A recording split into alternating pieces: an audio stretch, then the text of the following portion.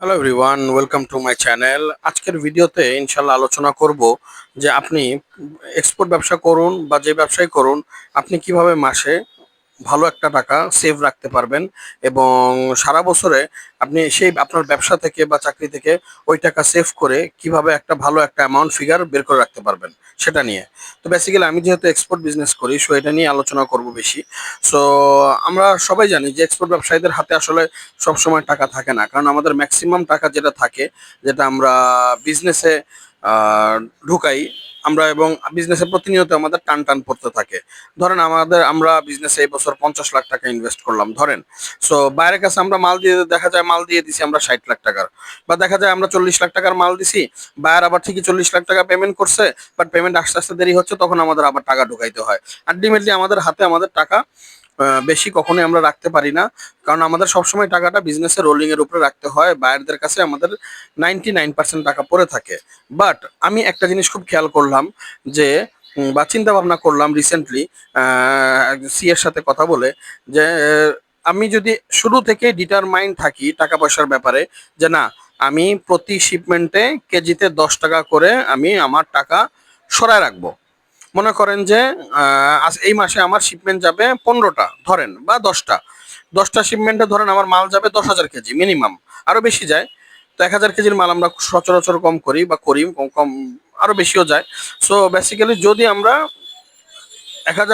10,000 KG মাল করি, তাহলে চোখ বন্ধ করে কেজিতে 10 টাকা করে আমরা প্রত্যেক শিপমেন্টে সরা রাখবো। ধরেন আজকে রবিবার আমার একটা শিপমেন্ট, আগামী বুধবার আমার আরেকটা শিপমেন্ট, এই দুইটা শিপমেন্টে মাল হইতেছে 2200 কেজি। আমি আপনি বা আমি, আমার প্রথম কাজ হবে এই শিপমেন্ট থেকে 10 টাকা করে কেজিতে প্রথমেই নিজের লাভের টাকাটা সরায় রাখা। এখন এই টাকা আমি বছর শেষে সারা মাস শেষে আমাদের ওইখানে টাকা যে কাটাকাটি হবে ওইটা আলাদা হিসাব করলাম। বাস আমি যখন আমার আমার কেজিতে 10 টাকা করে সরে রাখবো, আমার একটা অ্যামাউন্ট করে কিন্তু সেভিংস জমতেছে, বিপদের টাকা আমার উদ্ধার হচ্ছে। স্বয়ং করতে করতে সারা মাস শেষে আমি যখন আমার শিপমেন্ট যাবে ধরেন 15টা বা 12টা, 10টা, 8টা, 7টা, যেটাই যাক, আমি যখন কেজিতে 10 টাকা করে সরাইতে থাকবো, তখন আমার একটা ভালো ব্যাকআপ মানি রেডি হইতে থাকবে। মাসে 15টা গেলে 1.5 লাখ, 10টাকে 10,000 কেজি গেলে তো 1 লাখ। এভাবে করতে করতে যখন সিজন আসবে, সিজনে এমনও হয় আমাদের প্রায় 25টা শিপমেন্ট যায় মাসে, 20টা শিপমেন্ট যায়, 22টা শিপমেন্ট যায়। ওই ক্ষেত্রে যদি কেজিতে 10 টাকা করে রাখি, গড়ে যদি 2,000 কেজি করে শিপমেন্টও যায়, এটি টোটালি এটা ইজি হয়ে যাবে যে আমার মাসে 3 থেকে 4 লাখ টাকা জাস্ট সেভ হয়ে থাকতেছে। এখন মেইন টপিকে আসি। আমি 2 লাখ টাকা আমি মাসে 20,000 কেজি থেকে 2 লাখ টাকা মাসে আমি সেভ করে রাখলাম। এখন মাসে যদি বায়ার যদি মালের টাকা বাবদ টাকা কাটে, এখন বায়ার আপনার কত টাকা কাটবে? 50,000 টাকা কাটবে, 40,000 টাকা কাটবে, সর্বোচ্চ গেলে 1 লাখ টাকা কাটবে। তবুও তো ওই যে কাটতেছে ওইটা আপনার লাভের উপর দিয়ে যাচ্ছে, তবুও আপনার কাছে লাভের টাকা সেভ থাকতেছে। একটা 1 লাখ টাকা কখন কাটে? যখন অনেক মাল খারাপ হয়, আপনি অনেক শিপমেন্ট করলে তো আপনার সেভিংটাও বেশি হবে। সেভিংটা যখন বেশি হবে, তখন যদি আপনার 40-50 হাজার টাকা কাটেও, কষ্ট ঠিকই লাগবে, বাট বাইরের সাথে আপনি একটা ডিলিং আসতে পারেন যে ভাই, এত টাকার মাল তো খারাপ হইতে পারে না। এবং এই যে টাকাটা যাতে বায়ার না কাটে, সেজন্য আপনাকে প্রতিনিয়ত গোডাউনে সময় দিতে হবে। মালের সামনে একেবারে বিছনা গেড়ে বসে থাকতে হবে, খাট নিয়ে বসে থাকতে হবে, যে না, আমার একটা টাকা যাতে না কাটে, আমি একেবারে কোয়ালিটি সম্পন্ন মাল দিব। অথবা ব্যাপারীকে ডাকতে হবে যে ভাই, আমার বায়ার যদি এই মালের কোনো মাল খারাপের জন্য টাকা কাটে, আমি তোমার টাকা কেটে দিব। এই ডিলগুলো যখন ব্যাপারীর সাথে করবেন, ব্যাপারী তখন এক ফোঁটাও খারাপ মাল দিবে না, আপনার মালামালগুলোও ভালো যাবে, বায়ারও আপনার টাকা কাটতে পারবে না। আর বায়ার যখন আপনার টাকা কাটবে না, তখন আপনার টাকা আপনার কাছে সেভ হয়ে থেকে থাকবে। আমি ইনসেন্টিভের হিসাব বাদ দিলাম, যে সরকার 10% ইনসেন্টিভ দেয়, বাট কেটে কুটে 7 পয়েন্ট সামথিং থাকে, আমাদের হাতে ফুল 10% কখনোই থাকে না, কেটে কুটে 7%-এর মতো থাকে। বাট ওইটা আমি বাদ দিলাম, ওইটা আপনি বছরে একবার পান, দুইবার পান, তিনবার পান, ওইটা আলাদা হিসাব।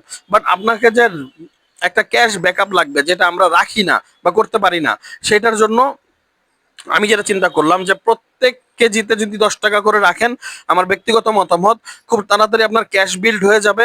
পরবর্তীতে আপনার ইনভেস্ট নিয়ে ব্যবসা করা লাগবে না, ইনসেন্টিভের উপর ভরসা করে বসে থাকতে হবে না। আপনার পকেটে যদি আপনি এটা, প্রথমেই তো আমাদের আসলে এই টাকাগুলো এসে পড়বে না, ঠিক না? 1 বছর ট্রায়াল বেসিসে এটা জিনিসটা করতে হবে। 1 বছর সারা বছরে আপনি মনে করেন যে 5 কোটি টাকার এক্সপোর্ট করছেন, আপনি 10% যদি রেখে থাকেন, আপনি 50 লাখ টাকা পকেটে এমনি থেকে যাচ্ছে, তখন আপনার আর ইনসেন্টিভের উপর ওয়েট করতে হবে না। 50 লাখ টাকা আপনার ক্যাশ বিল্ড হয়ে গেছে, তার মানে আপনি নেক্সট 2-1 বছরের জন্য নিজের লাইফটা সিকিউর করে ফেলছেন। সো এটা হইতেছে আমার ভিডিও করার উদ্দেশ্য। যারাই এক্সপোর্ট বিজনেসে নামবেন বা আপনাদের যে বিজনেসে নামেন, আপনি যদি কেজিতে, যদি কেজিতে ব্যবসা করেন, কেজিতে 10 টাকা করে যদি আগেই সরায় রাখেন, আপনার যত যাই হোক দুনিয়া এখান থেকে ওইখানে চলে যাক, আপনি 10 টাকা করে যদি সরায় রাখতে থাকেন, তখন দেখবে যে আপনার একটা সময় আপনার ভালো একটা ক্যাশ বিল্ড হয়ে যাবে এবং আপনার চলার জন্য, আপনার বিজনেসের জন্য পরিপূর্ণ ভালো একটা টাকা অ্যামাউন্ট থাকবে। আমি সেদিন বসে বসে চিন্তা করলাম যে 2020-এর থেকে বা 19-এর শেষ থেকে আমি টোটাল শিপমেন্ট করছি 1100 হবে মিনিমাম। 1100 শিপমেন্টে আমি যদি প্রত্যেকটা শিপমেন্টে মনে করেন কোনো শিপমেন্ট 2000 কেজি গেছে, কোনো শিপমেন্ট 3000 কেজি গেছে, কোনো শিপমেন্ট 1000 কেজি গেছে, ওভারঅল গড়ে যদি আমি চিন্তা করে দেখলাম যদি 1500 কেজি করেও যায়, 1500 কেজি করে গেলেও 1100টা শিপমেন্ট গুণ 1500 কেজি কত হয়? আমি যদি 10 টাকা করেও রাখতাম, মিনিমাম হলেও মনে হয় একটু হিসাব করে দেখবেন 10 কোটি টাকার মতো থাকতো যদি 10 টাকা করেও রাখতাম। কারণ প্রত্যেক বছর 4 থেকে 5 কোটি টাকার এক্সপোর্ট এমনিই হয়েছে। তো তো এই জিনিসটা যদি শুরুতে আমরা খেয়াল করে ফেলি, যারা আমরা ব্যবসায় নামবো বা ভবিষ্যতে নামতে চাই, যে আমাদের টাকা সেভিংটা কত জরুরি, আমাদের বিজনেসের জন্য হলেও টাকা সেভিংটা কত জরুরি, এটা জিনিসটা যদি খেয়াল রাখি, তবে দেখা যায় 1 বছর পর আমার ভালো একটা ব্যাকআপ মানি তৈরি হয়ে যাবে।